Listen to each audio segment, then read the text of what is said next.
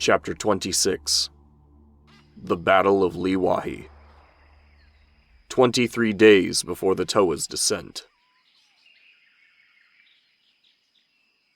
By the time the first ray of sun had peeked over the tree line, every last Lematoran was awake and alert. Every window of every treehouse was opened, allowing the hundreds of tree-bound villagers to watch from their homes as the entirety of the Le-Koro Gecko force had gathered together at the center of the village, just outside the Turaga's home. Takua stood beside Kongu as he gave a brief but thorough head count of the mob of Lematoran that crowded the platform. Standing beside Kongu was Turaga Matau, who was also accompanied by Temeru, left hand of the Turaga and chief Gecko handler.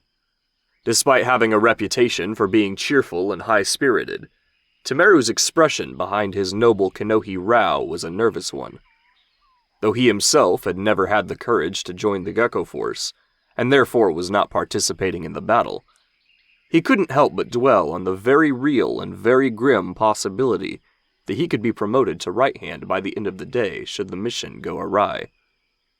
Still, he tried to remain optimistic of their success, and just like every other Matoran present, he did so by periodically glancing back at the 7'5" beacon of hope that stood proudly behind the Turaga, known as Toa Onua. "Is this everyone?" Takua asked. "Aye," replied Kongu. 105 pilots prepared for battle flight. The crowd of Gecko pilots stood in disorganized and informal clumps vaguely divided into 5 groups. It was a high contrast against the precise formation drills that Takua was used to seeing the Takura Guard perform every day, though there was no doubt in his mind these Matoran were every bit as willing to fight and die at a second's notice for their chance to defy Makuta. "Listen up, Leaf Brothers. As we explained yesterday, we are about to tree-launch an assault on the Rama hive. Many of us that have had the displeasure of seeing the hive nest up close all know how dark serious of a task this is, but there is a fellow Matoran trapped within that hive, and he crave needs our help. He may not be a Sun Surin Lematoran like us, but he wears a mask and core hates Makuta all the same. And for that, he should be counted as one of us. We have never let any of our own get ditch left behind, and we're not going to start today. This is going to be the greatest battle flight in our history, so I need every last one of you at your best. We have the honour of bringing Toa Onua along in our duty mission to aid in our success, as well as the Chronicler, who will ensure our efforts will never be forgotten. Stay tight strong, guard watch each other's backs, and we will all live to hear the songs they heart sing of this day." All pilots nodded in agreement, with more than half of them tapping their feet or hopping in place in anticipation. Takua still couldn't get over the sight of so many Matoran going out of their way to help a single villager that didn't even belong to them. It was the greatest display of unity he had ever seen. "Toa Onua," Kongu said. "Do you have anything else to add?" Toa Onua gave a sweeping glance over the crowd before giving a shrug. "Let's go swat some devil flies." The entire village responded with a thunderous cheer, erupting from the homes of the bystanders just as well as the crowd of pilots. The Turaga nodded in silent approval as whoops and whistles carried in from all directions. After allowing the noise to die down, Kongu continued. "Toa Onua will wind fly by my side, taking lead point. The rest lot of you know your formations. Boreas will take Squadron A, Vera will take Squadron B, Orcam will take Squadron C, Shu has Squadron D, and Taiki will front lead Squadron E. Everyone get into positions, and ready prep your calls. Break luck to you all, and may the wind be ever under your wings." The 5 squadron leaders hurried off to separate platforms, each bringing more than 20 pilots with them. Within a minute, every one of them had reached their assigned positions. As they stood in place, they all retrieved a wooden flute from their bags. Each one was similar, yet noticeably unique in design, as though each one had been carved specifically for the individual Matoran that owned them. This is incredible, Takua said as he watched the Matoran get into position. If you think that's impressive, said Kongu, pulling out his own flute. check watch this. In unison, all Gakko pilots raised their flutes to their mouths. Each one began playing a different tune.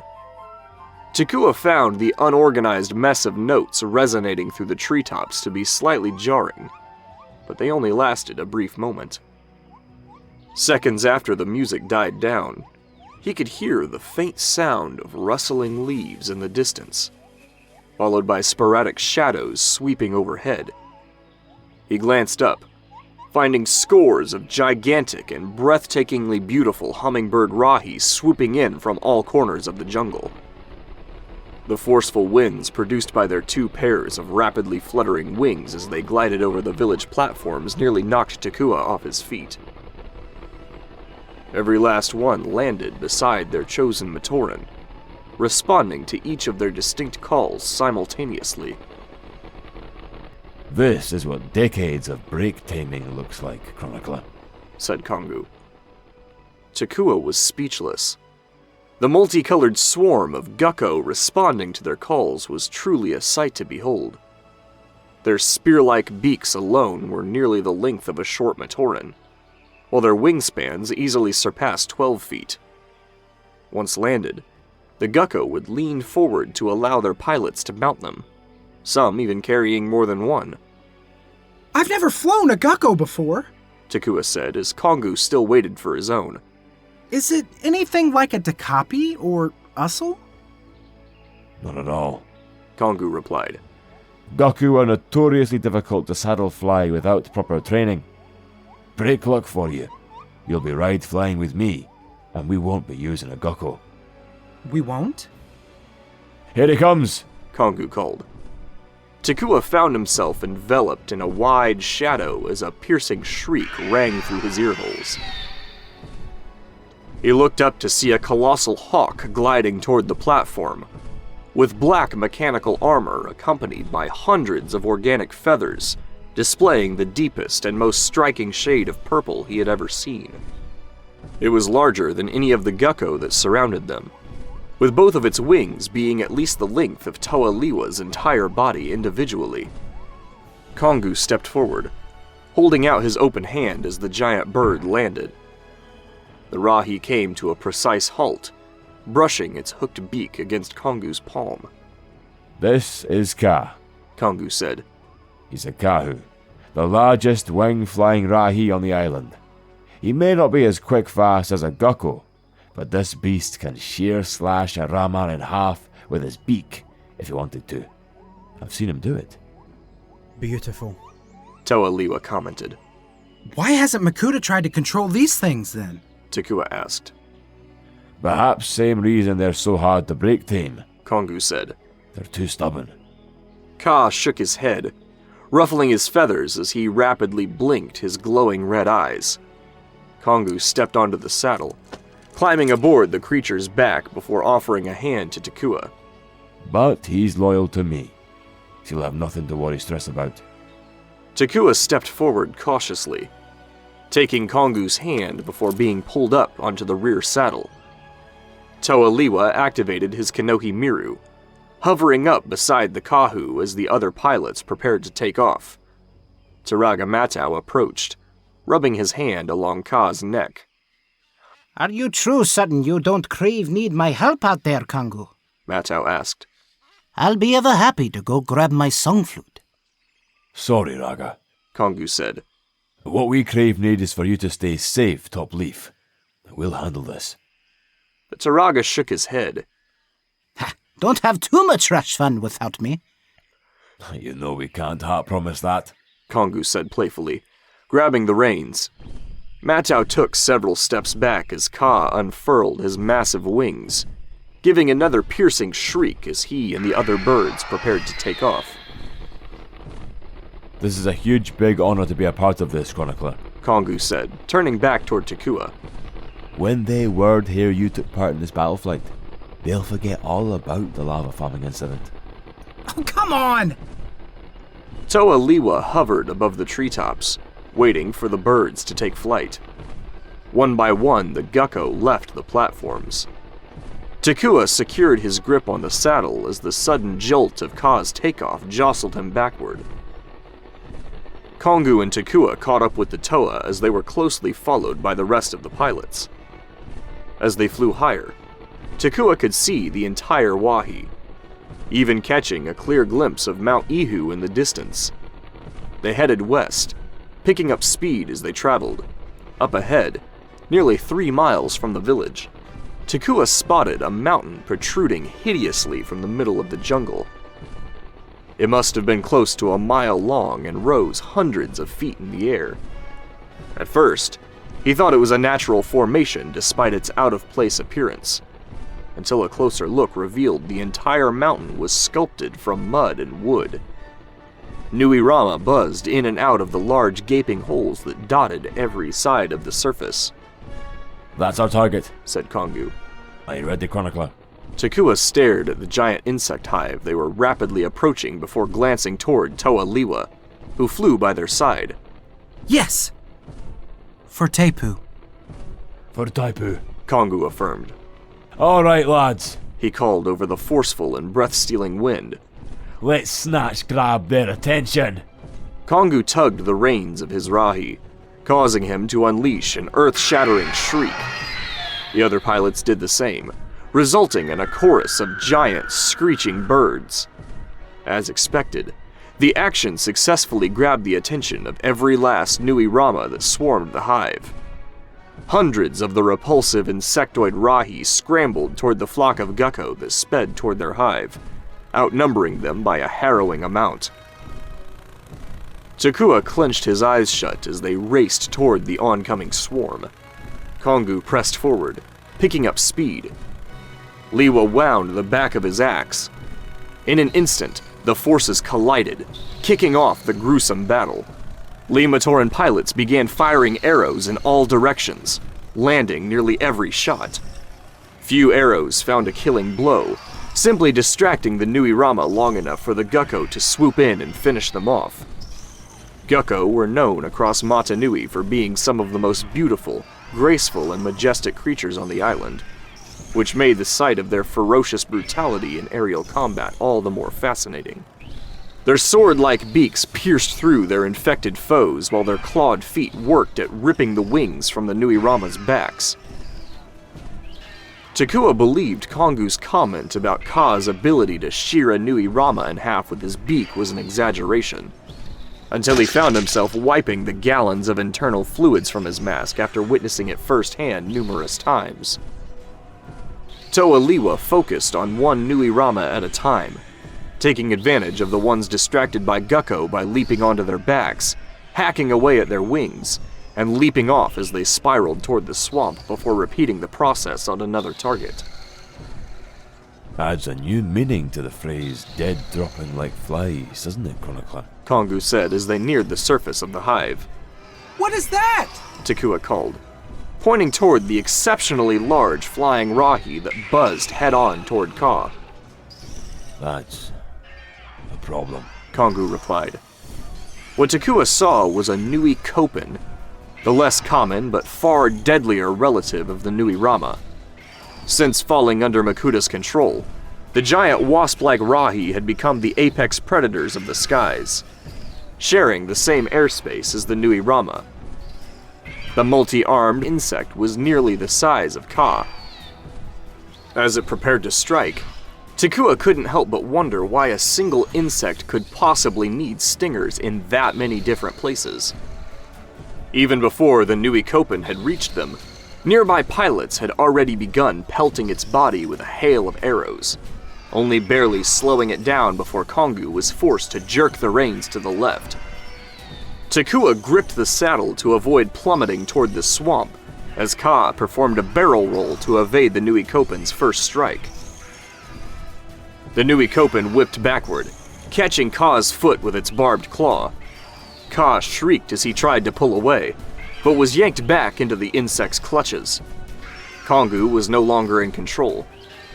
He and Takua both held on as tight as they could while a cataclysmic exchange of scratches, bites, pecks, and stings were traded between the two winged beasts as they grappled in the air. They were evenly matched while Kongu fought to regain his balance long enough to grab his bow from his saddle. He hooked his foot in the stirrup just as he retrieved the bow and arrow, and just before he was tossed off completely. He took aim, focusing on the Nui Kopen's eyes as he was thrashed about helplessly by his secured foot. Takua was too distracted by his waning grip on the saddle to appreciate the impressive shot Kongu achieved. The arrow struck the sickly green eye of the Nui Kopen. The insect squealed, giving Ka an opportunity to bite down into the underside of its throat. The Nui Kopen's grasp slipped away as its lifeless body dropped, smacking against the side of the hive as it fell. Still holding the contents of the throat in his beak, Ka struggled to turn himself upright as Kongu still dangled from the stirrup. Takua could no longer hold on. His gut sank as he felt his fingers slip. Just before he fell, Ka turned himself upright just in time to crash through the hive entrance. Kongu, Takua, and Ka tumbled and bounced down a dark and foul tunnel, smacking the narrow cylindrical walls as they fell deeper into the bowels of the hive. Soon the tunnel ended, giving way to the 30-foot drop down to the floor of the hive. Ka was the first to land, crashing wing first against the soft and mushy ground. He squawked in discomfort as his large body cushioned Takua and Kongu's fall. Takua stood up, readjusting his kanohi. Kongu knelt down beside Ka, running his hand along the Kahu's neck. Toa Lewa emerged from the tunnel soon after, slowly descending until his feet touched the floor. The trio gave a quick inspection of their surroundings, finding mounds of metallic bone piles lining the walls, belonging to both Rahi and long-dead Matoran. Crawling along the walls and piles were hundreds of beetle Rahi, each roughly the size of a kanohi mask, and emitting a pulsating blue glow from their abdomens, which nearly overpowered the green glow of their eyes. What are those? Lewa asked. Niavo, Kongu replied. that flare glow they have is pure electricity, so don't let them bite you. It's non-lethal, but ever painful. The Rama keep store them around to prevent their prey from dash fleeing. We need to find Tepu before he joins those piles, Takua said. Lewa readied his axe. Kongu slipped the quiver of arrows from Ka's saddle and slung it over his shoulder, keeping a tight grip on his bow.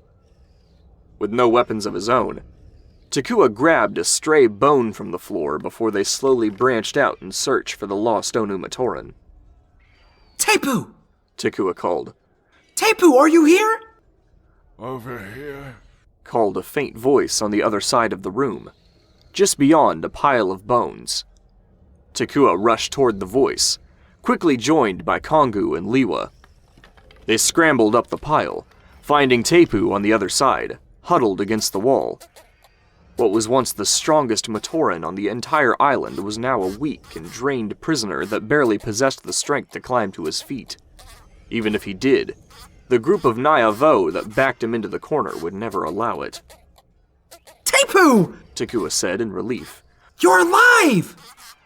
I can't move. Tepu groaned. They won't let me.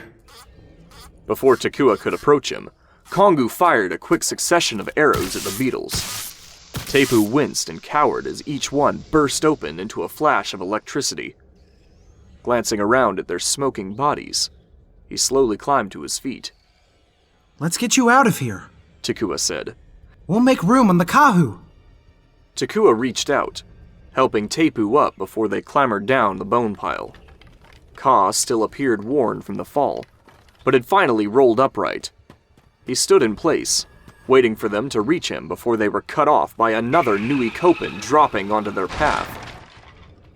Lewa raised his axe as the three Matoran huddled behind him. The Nui Kopen twitched its mandibles and fluttered its massive wings as it crept toward the Toa of Air. Kongu readied another arrow, pulling the string against his mask. Before he could find a precise target, the ground began to quake. The sudden shift in the earth had caused Kongu to release his arrow prematurely, missing entirely. By the spirit. Kongu exclaimed. What was that? The ground continued to quake, even catching the attention of the Nui Kopen. The Matoran looked around for an explanation, until an explosion of mud erupted from the ground beside them. The Matoran shielded their eyes as a hail of soil rained down around them. Nua? Lewa asked. Whatever are you doing here? Lewa? Toa Onua replied in equal surprise. I'm looking for a lost Matoran. What are you doing? We quick beat you to it. Lewa said, pointing back at Tepu. Mind lane granding a hand? Both Toa charged toward the Rahi. Ka leaped down from behind, biting down and tearing its lower left wing from its body. The Nui Kopen squealed, spinning back toward the giant hawk to attack with its claws. Ka shielded his face with his wings, shrieking in pain as it tore clumps of feathers away with every strike. Onua activated his Pakari, wrapping his claws around the Nui Kopen's tail. He was forced to duck to avoid being skewered by its blade-like stinger as he pulled it away from Ka.